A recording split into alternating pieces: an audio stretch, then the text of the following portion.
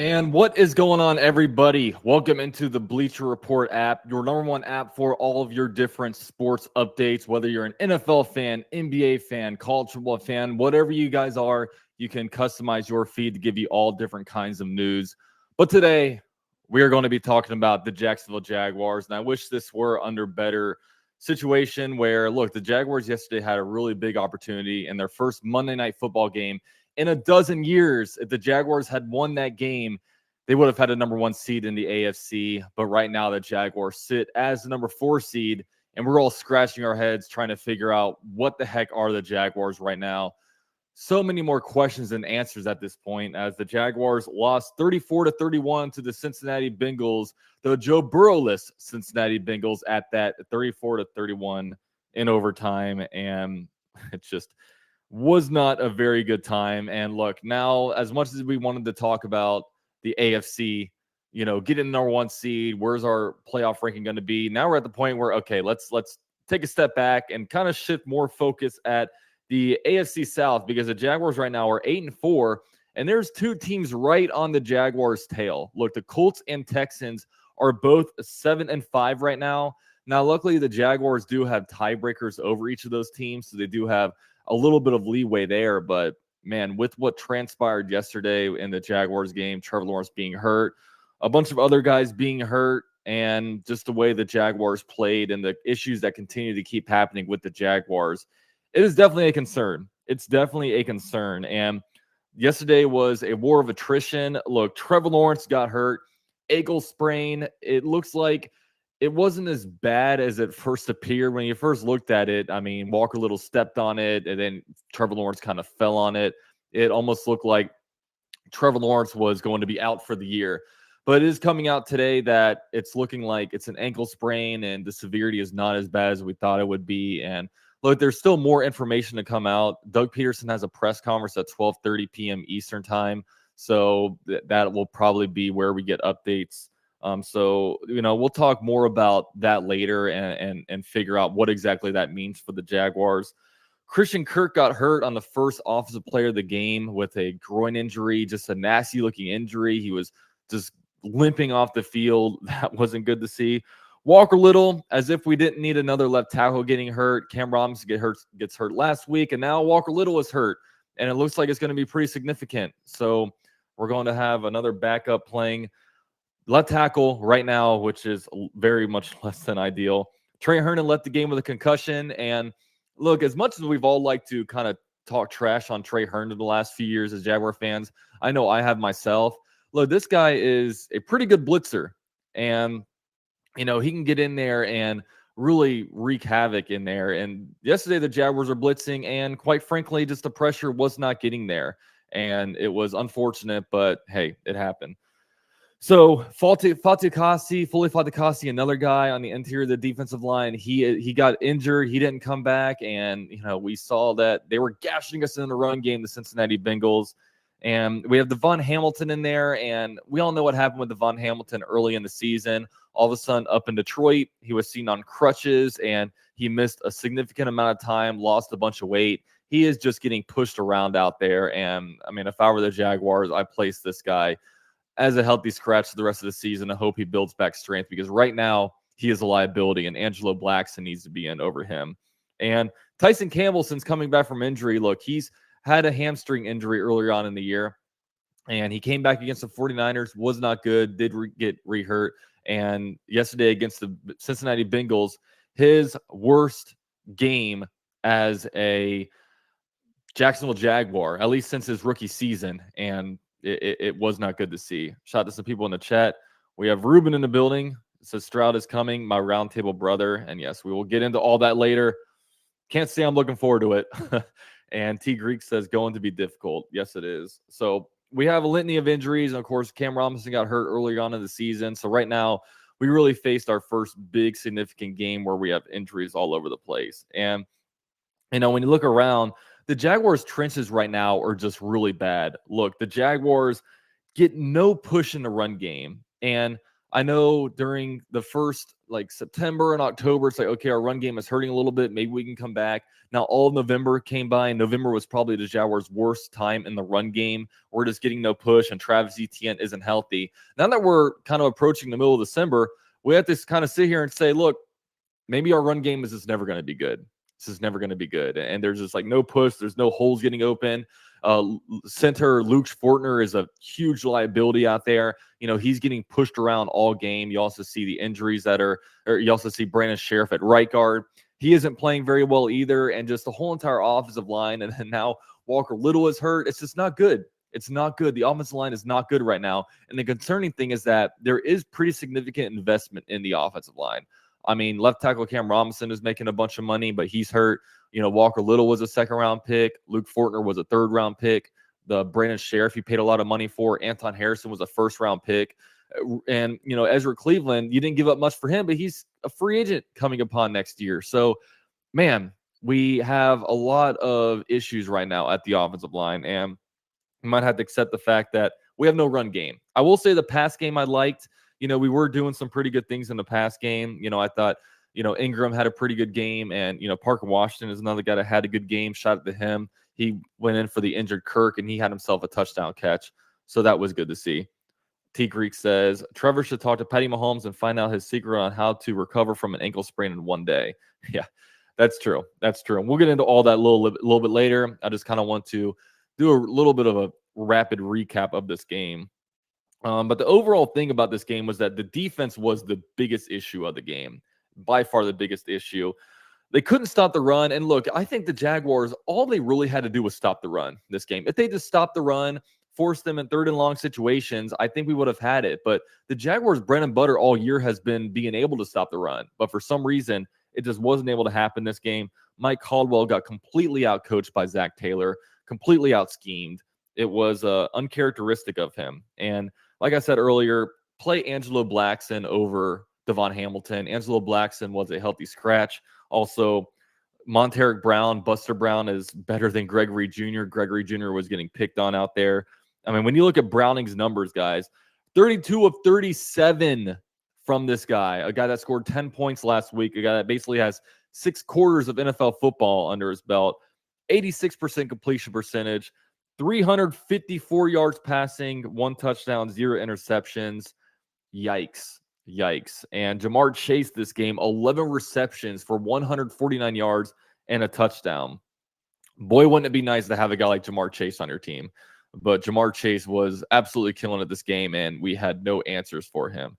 The run game, look, overall they had 31 carries for 156 yards. That's 5 yards per carry.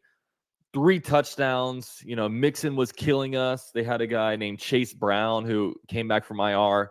He absolutely gashed us. Look, going into this game, the second leading rusher was Joe Burrow with like 80-something rushing yards on a day. And then, Chase Brown enters the conversation, and he turned out to be a beast. I mean, he ran all over us, and just the defense was all out of sorts. We had one good player this game. I would give that player to Josh Allen. Josh Allen came in there, and Josh Allen makes big plays when we need it. He got, I think, a sack and a half this game. He got an interception off of a really bad trick play by the Cincinnati Bengals. And Josh Allen is a beast. And if anything happens this year, you gotta re-sign Josh Allen. He's going to be due for a lot of money, but he deserves it because, quite frankly, we drafted him, and he is playing like a defensive player of the year candidate. And if you don't pay him, then you have a huge hole, which, quite frankly, nobody will be able to fill on this current roster. And quite frankly, you hope that you're not in a position to draft a guy like Josh Allen for the next, 2, 3, 4, 5 years. So re-sign him. He's Duval born and raised, I guess NFL born and raised, I should say. We drafted him, but you got to re-sign him because he's the only player on a defense that pretty much comes to play every game, it seems like. Walker Little or not Walker Little, but Trayvon Walker continues to disappoint, and it's just less than ideal. So, by the way, guys, in the poll, I did put up a poll about how concerned are you about the Jaguars. I have 3 different options. I have we'll be fine, I'm not sure, and panicked.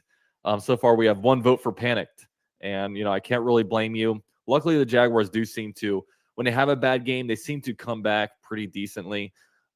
from it. It's just, how did the Jaguars respond from this? You got 5 games left. You got 2 tough AFC North matchups left with the Cleveland Browns next week and then the Baltimore Ravens on Sunday Night Football, which for some reason Sunday Night Football playing at home is awful for us. The Jaguars are 2-4 at home.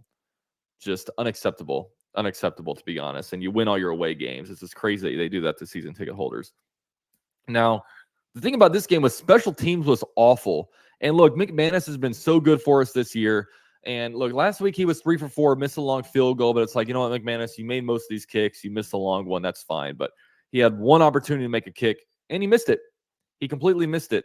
It was a go-ahead kick that would have put the Jaguars up 3. The Bengals later on wound up getting the game-tying field goal. And if the Jaguars would have just stopped them, then would have been fine. But, of course, didn't happen, unfortunately. And actually, they didn't get a game-tying field goal. They would have Bengals didn't get in position to score. Sorry, I'm remembering the game wrong. They got the game-winning kick at overtime, but that would have put the Jaguars up in front by 3 points, then would have pinned the Bengals back a little bit. Then the Bengals weren't able to drive it all. It's just super unfortunate that it happened. And man, McManus, you got to make those kicks, bro. You got to make those kicks. That's an unacceptable miss. And we get you for these pressure moments and prime time clutch moments, and you missed it.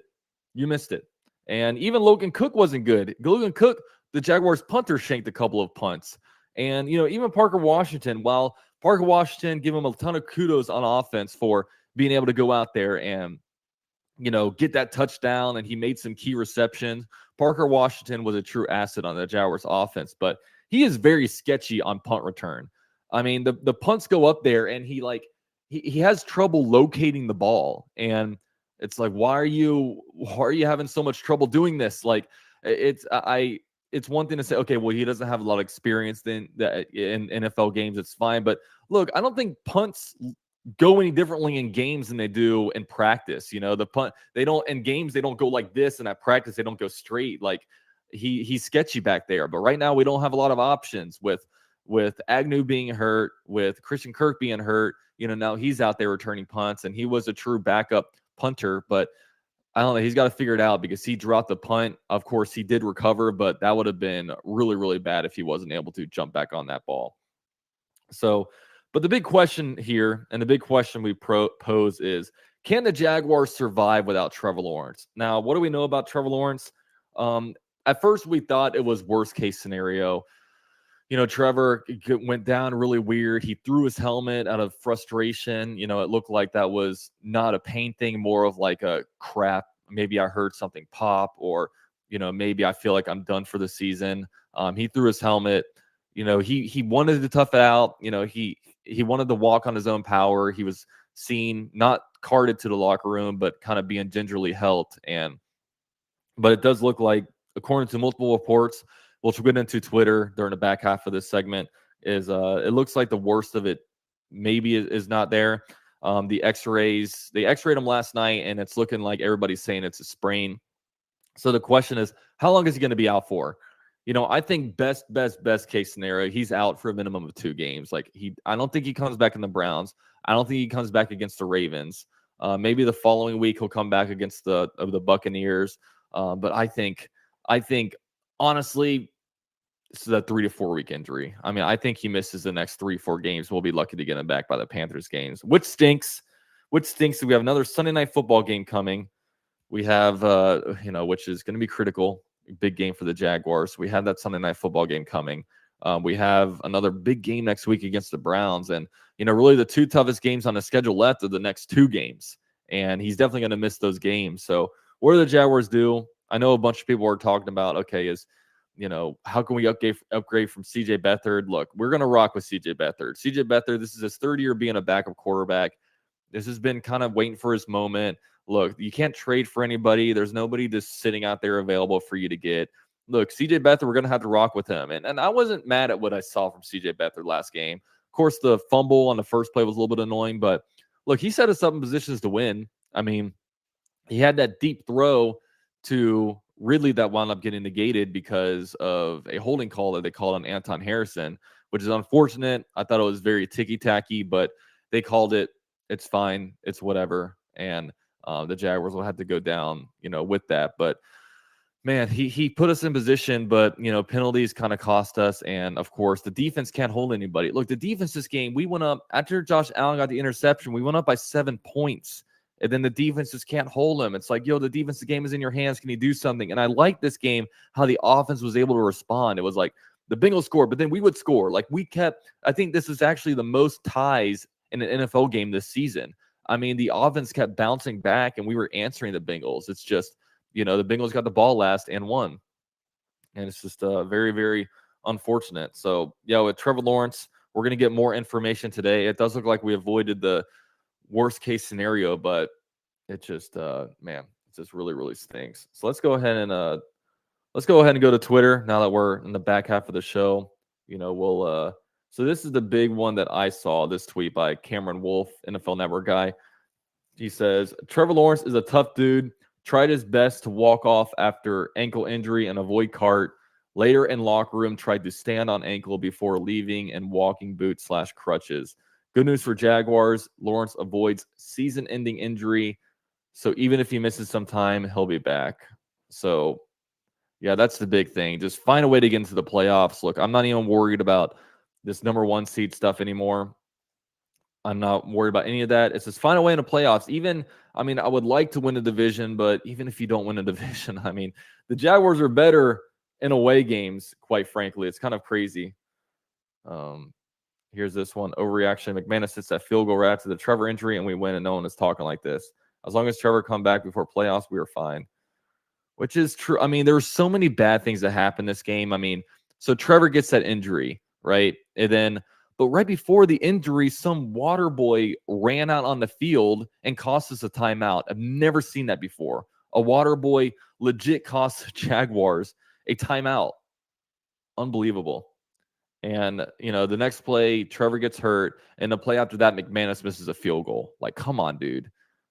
And I never been mad at McManus this season, but that was piss poor. And then just the rest of the game goes bad with the no call of, look, renderings. That's interesting. Sorry, little USF stuff. So let's go ahead and look up Trevor Lawrence, see if there's any new information on him. So this was cool to see. Trey Hendrickson tries to help Trevor Lawrence up, and at the very end goes on a knee and kind of prays for him. So that's good sportsmanship right there. And this was Mike Garafolo says there's optimism. Trevor Lawrence's injury and ankle sprain, as Tom Pelissero reported last night, isn't as bad. And that's a credit to the Jaguars quarterback's flexibility. Not the first time he's been rolled on and avoided serious injury. This was last year. Yeah, so we remember this play. The 2 moments in our franchise's history where our heart stopped. And that one was a pretty bad one. That one looked pretty bad. But, he came back from it. And, Trevor Lawrence has pretty good against when it comes to not getting injured. He hasn't missed a single NFL start. We'll probably end. I don't see him playing against the Browns, but he's definitely a tough dude. And he's going to come back probably before we think he does, knowing him. So this is Trevor Lawrence yesterday, 22 of 29, 3 touchdowns, 258 yards passing, 125.4 passer rating. Yeah, he was good. And this is him being helped. That's interesting. It says positive update on Trevor Lawrence per source. He's been walking to the hospital since last night. While he was late for his MRI appointment, the team is optimistic a hospital in town over will be able to squeeze him in if he can walk there. What? I don't know. That's a weird source. I don't really like this grammar. So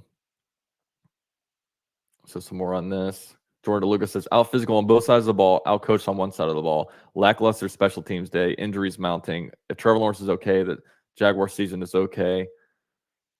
If not, well, yeah. And that's the thing. It's pretty much the name of the game. The Jaguars got so injured yesterday, it was really hard to do anything. And Mike Caldwell got out coached. It was just a comedy of errors yesterday, unfortunately, for the Jaguars. We will find out around 12:30 p.m. what kind of update there is on Trevor Lawrence. That's when Doug is scheduled to meet with the media today. So, that's the big thing we have to be looking out for. 12:30 today is when Doug Peterson will speak to the media, and that's going to be when our big update is. This is a doctor looking at this. Okay, so there's all I don't know where all these Twitter doctors came from, but this is a verified Medspiration, only 3,000 followers. I don't know. Just a lot of so if we trust Twitter doctors, they're definitely out there. If modern medicine hasn't figured out a way for Trevor Lawrence to only miss the Browns game, then what is even the point of science?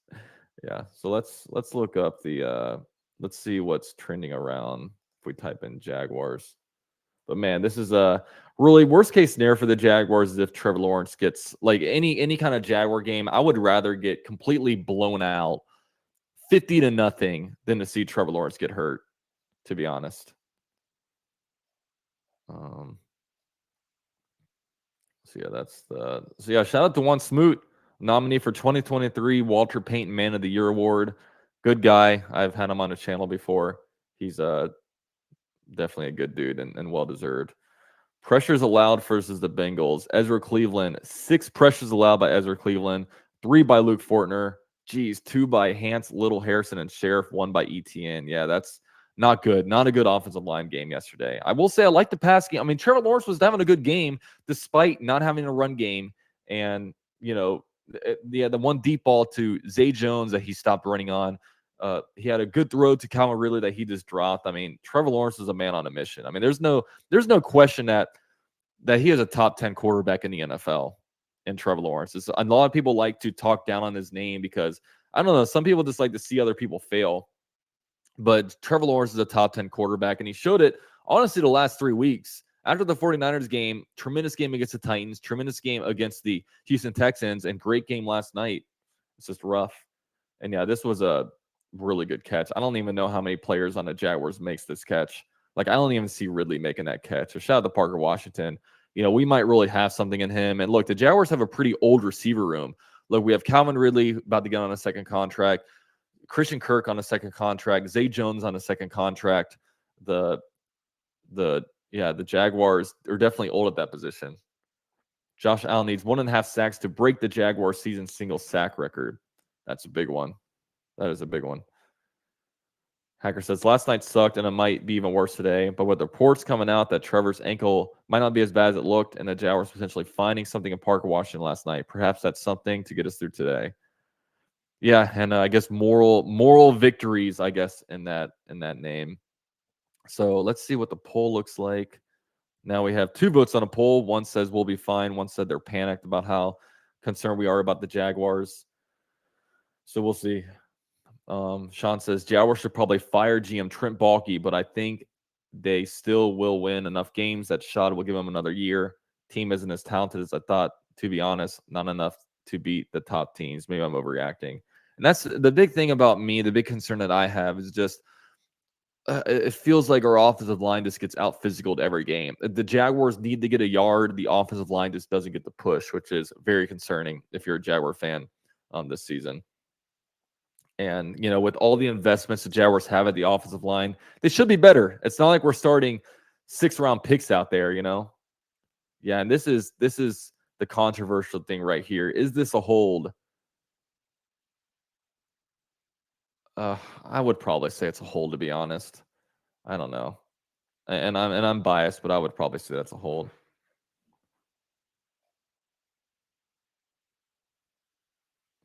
There's a plausible scenario in which the Dolphins have the number 1 seed locked up before week 18. Chiefs lose the Bills or Bengals. Jaguars lose the Ravens.